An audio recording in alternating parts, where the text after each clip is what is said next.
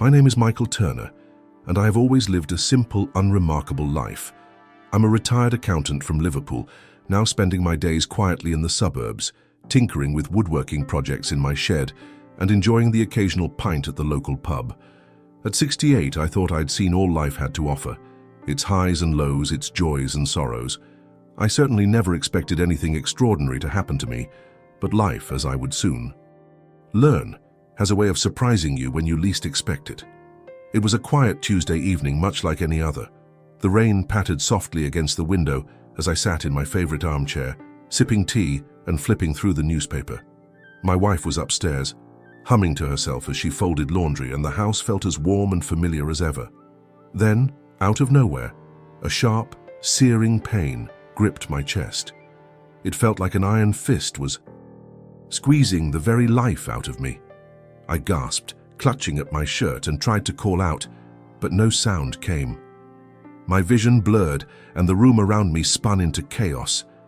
I could feel my body falling, my consciousness slipping away. There was a moment of fear, a desperate plea for help in the silence of my mind, and then nothing. No sound, no pain, no weight. Just a strange, serene stillness. When I opened my eyes, I wasn't in my living room anymore. I was somewhere else entirely. The air around me shimmered with a golden light that seemed to pulse gently, like the heartbeat of the universe itself. Colors I couldn't even name danced across a horizon that stretched endlessly in every direction. It was breathtaking, otherworldly, and yet somehow, it felt familiar, as if I had always known this place. As I took a hesitant step forward, I realized something profound. I was no longer in my body. I felt weightless, free from all the aches and burdens I'd carried for decades. For the first time in my life, I felt truly alive. The beauty of the afterlife was beyond anything I could have imagined. The air itself seemed to hum with a melody, a song without words that resonated deep within my soul. It was as though every fiber of my being was vibrating in harmony with this place. I walked slowly, taking in the sights and sounds, feeling an overwhelming sense of peace and love. I didn't know where I was headed, but I trusted the path beneath my feet. Then I heard it, a voice calling my name. It was soft, yet commanding, a voice filled with warmth and familiarity. "Michael," it said, and as I turned, my heart, or whatever part of me was now feeling, nearly stopped. Standing before me was Princess Diana. She was radiant, her presence glowing with an inner light that seemed to illuminate everything around her. Her smile was warm, yet there was a weight in her eyes, a sadness that hadn't left her even in this place of peace. "Michael," she said again, her voice gentle but urgent, "there's something you must know." I was stunned, rooted to the spot as I tried to process what was happening. Diana, Princess Diana, was speaking to me. Why me? What could I possibly have to do with her? She must have seen the confusion on my face, for she stepped closer, her expression softening. "You've been brought here for a reason," she explained. "There's a truth that needs to be shared, and I need your help to make sure it reaches the right people." I blinked, struggling to find my voice. "But why me? I'm nobody. I'm just an old man from Liverpool." Her smile returned, tinged with a kind of knowing. Sometimes, the most ordinary people are chosen to carry the most extraordinary messages. As she spoke, the air around us began to shift and images started to form, scenes from a life that was both deeply familiar and far removed from my own. I saw Diana herself, younger and full of life, her laughter echoing in my ears. But then the images grew darker, showing moments of isolation, betrayal, and fear. I felt her pain as if it were my own. "I always knew my life would be cut short," she said. Softly, her gaze distant. "But I never stopped fighting for what I believed in, for my children, for the truth." Her eyes met mine again, and I could see the intensity of her resolve. "Michael, Harry is about to discover something important, something that could change everything, but he'll need strength and he'll need people to believe in him." "What is it?" I asked, my voice trembling. "What will he find?" Diana hesitated for a moment, as if weighing how much to reveal. "He's found pieces of the puzzle," she said. "Documents, letters, truths that have been hidden for years. They confirm what many have suspected, that my death wasn't an accident." Her words hit me like a thunderbolt. I'd always heard the conspiracy theories, the whispers of foul play, but to hear it from Diana herself was something else entirely. I felt a surge of anger on her behalf, followed by a deep sadness. "You'll see more soon," she said, placing a hand on my shoulder. Her touch was warm, grounding me in the surreal reality of the moment. "But for now, you must trust that everything happens for a reason. Watch, listen, and remember." As the images around us began to shift again, I felt the weight of her words settle over me. There was more to this story, more that I needed to understand. And though I didn't know it yet, my journey was only just beginning. The golden light surrounding us dimmed slightly, and the air seemed to ripple like water disturbed by an unseen force. Diana stepped back, her expression resolute, yet tinged with sorrow. "Michael," she said softly, "you must see what lies ahead. Harry's path will not be easy, but the truth he's uncovering must come to light." Before I could respond, the space around us transformed. It was as if I had been transported into another world, though I knew I was still within this ethereal realm. The vision unfolded before me, vivid and alive, more real than any dream I'd ever had. I saw Harry sitting in a sunlit room, surrounded by papers and documents scattered across a large wooden table. He looked older than the boy I remembered from the news, but his eyes carried the same spark of determination. His hands trembled as he picked up a worn envelope, its edges frayed with age. As he opened it, a folded letter slid into his palm. I couldn't read the words, but the anguish on his face told me everything I needed to know. This letter held devastating truths. "Harry has found one of my letters," Diana explained, her voice breaking the silence. "I wrote it shortly before my death, fearing that something terrible was about to happen. I couldn't trust anyone, so I left pieces of the truth scattered, hoping that one day my sons would piece them together." The vision shifted slightly, and I saw Harry holding his head in his hands, his shoulders heaving with silent sobs. Megan entered the room, her face etched with concern. She placed a hand on his shoulder, and he looked up at her, his expression a mixture of pain and resolve. "I can't believe this," Harry said, his voice trembling. "All this time, we thought it was just an accident. But this changes everything." Megan knelt beside him, her eyes searching his. "What do we do?" she asked. "This isn't just about your family. This is about the truth, about justice for your mother." Harry's jaw tightened, and he straightened his back. "We can't stay silent. Not after this. People need to know what really happened to her. But if we do this, they'll come after us. They've already tried to silence me once." The weight of his words hung heavy in the air. I could feel his inner conflict, his desire to honor his mother's legacy clashing with the fear of what exposing the truth might bring. Diana, standing beside me, watched the scene unfold with tears in her eyes.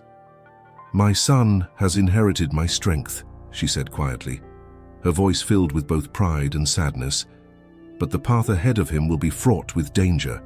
Those who conspired against me are still out there, and they won't let him reveal the truth without a fight." As the vision continued, I saw flashes of Harry poring over more documents, legal files, transcripts, even photographs that painted a chilling picture of betrayal and conspiracy. The details were fragmented, but one thing was clear. Diana's death was no accident. Powerful forces within the monarchy and beyond had orchestrated events to silence her, fearing the truths she had uncovered about corruption and deceit. The vision shifted again, and this time I saw William. He was sitting alone in a grand, dimly lit room, the walls lined with portraits of past monarchs. In his hand, he held a copy of the same letter Harry had discovered. His face was pale, his eyes fixed on the words before him. There was pain there, but also something else, a flicker of doubt, perhaps even fear. "William has seen the letter," Diana said, her voice soft but steady. He knows the truth now, but he's torn. His loyalty to the crown is strong, and he's been raised to prioritize duty above all else. For him, this isn't just about our family, it's about the future of the monarchy itself. In the vision, William rose from his chair and paced the room, the letter still clutched tightly in his hand. If this gets out, he murmured to himself, it could destroy everything.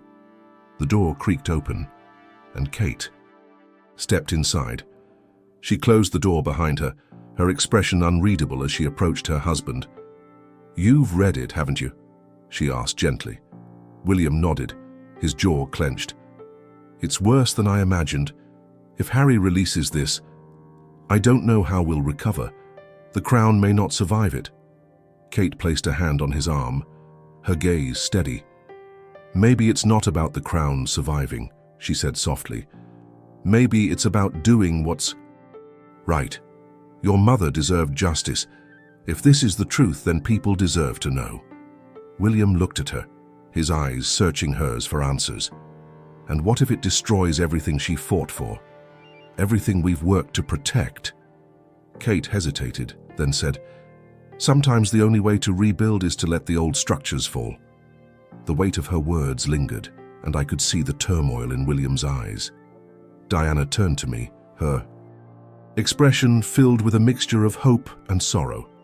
"My sons are on opposite sides of this battle," she said. "Harry wants to bring the truth to light no matter the cost. William wants to protect the institution, believing that's what I would have wanted. But the truth is they both carry my legacy in different ways." The vision faded, and we were once again standing in the golden expanse of the afterlife. I looked at Diana, my heart heavy with everything I had seen. "What happens now?" I asked. "Will they ever find a way to work together?" Diana's gaze grew distant, as if looking beyond time itself. "That, Michael, is up to them," she said. "But the truth has a way of coming to light, no matter how deeply it's buried. And when it does, it will change everything." Her words echoed in my mind as I tried to process the enormity of what I had witnessed. The betrayal, the conflict, the legacy. It was all so much to take in. Yet I knew my journey was far from over. There was more to see, more to understand. And deep down, I felt a growing sense of purpose, as if I had been chosen to play a part in this unfolding story. The visions faded and the golden light around us seemed to dim, replaced by a sense of calm stillness. Diana turned to me, her expression both serene and resolute. "Michael," she said softly, "what you've seen here is only the beginning. The truths Harry is uncovering, the decisions William will make, these are all threads in a larger tapestry. But the world must be prepared to receive them." I nodded, feeling the weight of her words settle heavily on my shoulders. "Why show me all this?" I asked, my voice trembling with emotion. "I'm just an ordinary man. What difference can I make?" Diana smiled gently, her eyes filled with a wisdom that seemed to stretch beyond time. "Sometimes the most ordinary people are chosen to carry extraordinary truths. Your voice may seem small, but it can spark a fire. What you've seen here must be shared, not to sow chaos, but to plant the seeds of understanding and justice." Before I could respond, the ground beneath me seemed to shift and a soft pull tugged at my very being. I looked down, realizing that my time in this realm was coming to an end. Panic flickered within me. There was still so much I wanted to ask, so much I didn't understand. "Wait," I pleaded. "How will I know what to do? How will I share this without being dismissed as a madman?"